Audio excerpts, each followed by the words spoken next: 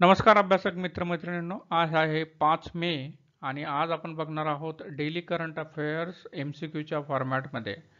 तुम्ही जर चॅनलला नवीन असाल तर चॅनलला लाईक, शेअर आणि सबस्क्राईब करायला विसरू नका. चला तर मग सुरुवात करूया. Question number 1. क्वेश्चन नंबर 1 हा प्रोजेक्ट चीताशी रिलेटेड आहे की आफ्रिकन चीता जे आहेत ते कुठे ट्रान्सलोकेट करण्यात आले होते. त्याचं उत्तर आहे Kuno national park, MP, that is Madhya Pradesh. आता हा मुद्दा मुळात चर्चेत आलेला आहे कारण भारताने केनियासोबत एक करार केलेला आहे आणि त्याच्यानुसार जो प्रोजेक्ट चीताचा सेकंड फेज आहे त्याच्यानुसार केनियातून काही चीता आता ट्रान्सलोकेट करण्यात येणार आहेत, पुनर्स्थापित करण्यात येणार आहेत.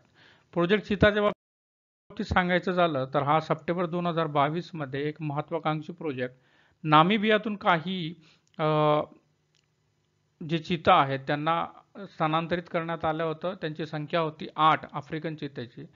या प्रोजेक्टचं ध्येय काय आहे तर एक शाश्वत चीतेची जनसंख्या स्थापित करणे आणि जो सेकंड फेज आहे जिथं केनियातून आता चीता ट्रान्सलोकेट करण्यात येणार आहेत त्यासाठी गांधी सागर वन्यजीव अभयारण्य याची निवड करण्यात आलेली आहे. त्याच्यामुळे हे लक्षात ठेवा, गांधी सागर वन्यजीव अभयारण्य. तुम्ही बघू शकता मॅपमध्ये, हे आहे कुनो वाईल्ड लाईफ सँक्च्युअरी किंवा कुनो नॅशनल पार्क आणि याच्या वेस्टर्न साईडला इथं तुम्ही बघू शकता, इथं आहे गांधी सागर वन्यजीव अभयारण्य. सध्या स्थितीला कुनोमध्ये 27 चिते अवेलेबल आहेत. पुढचा प्रश्न बघूयात. हरित ऑस्कर म्हणून व्हिटले गोल्ड पुरस्कार 2024 कोणत्या भारतीय व्यक्तीस देण्यात आलेला आहे? Which Indian received the green Oscar Whitley gold award 2024. तर नाव लक्षात ठेवा, हे नाव खूप इम्पॉर्टंट आहे. या आहेत डॉक्टर पूर्णिमा देवी बर्मन. तुम्ही बघू शकता डॉक्टर पूर्णिमा देवी बर्मन या आसाममधील एक बॉटनिस्ट आहेत आणि यांनी जे स्टॉर्क आहेत त्यांच्या कन्झर्वेशनसाठी खूप मदत केलेली आहे. त्या स्टॉर्कचं नाव आहे ग्रेटर अडजटंट, ज्याला हरगिला असंही म्हटलं जातं. हरगिला असंही म्हटलं जातं. या स्टॉर्कबद्दल सांगायचं झालं तर हा मेजरली जो सिच्युएटेड आहे तो आसाम, भारतात ईस्टर्न पार्टमध्ये याचं मेजर पॉप्युलेशन सिच्युएटेड आहे. काही प्रमाणात तो कंबोडिया जो ईस्टर्न पार्ट ऑफ वर्ल्ड आहे तिथंही तुम्हाला काही पॉप्युलेशन मिळेल, पण मेजॉरिटी पॉप्युलेशन त्याचं आसाममध्ये सिच्युएटेड आहे.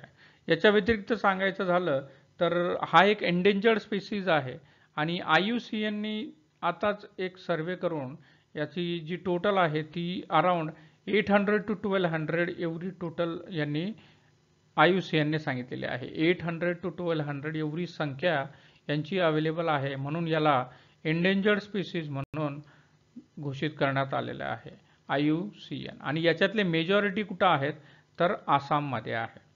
चला तर मग पुढचा प्रश्न बघूया.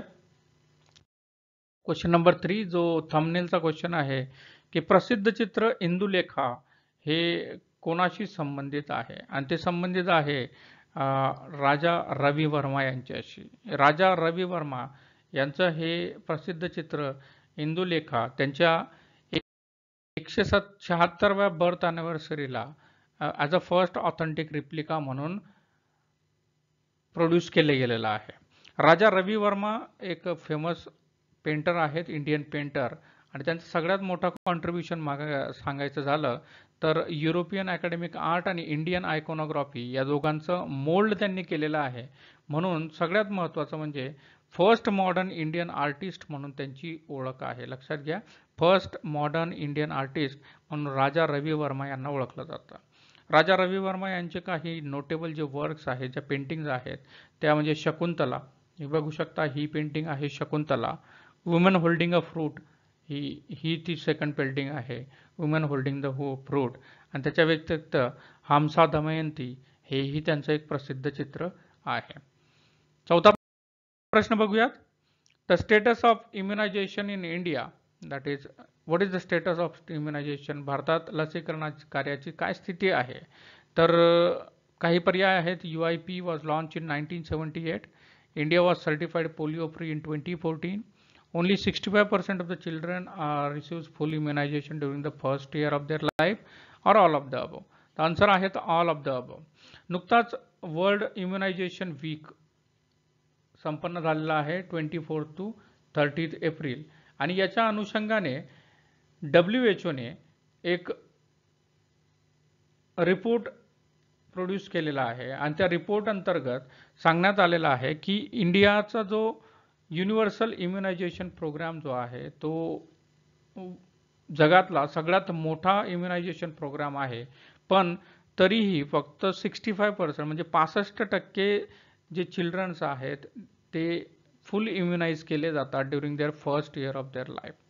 तर हा एक कन्सर्न वर्ल्ड हेल्थ ऑर्गनायझेशनने वर्ल्ड इम्युनायझेशन वीकच्या अंतर्गत जो अहवाल दिलेला आहे त्याच्या अंतर्गत सांगितले आहे.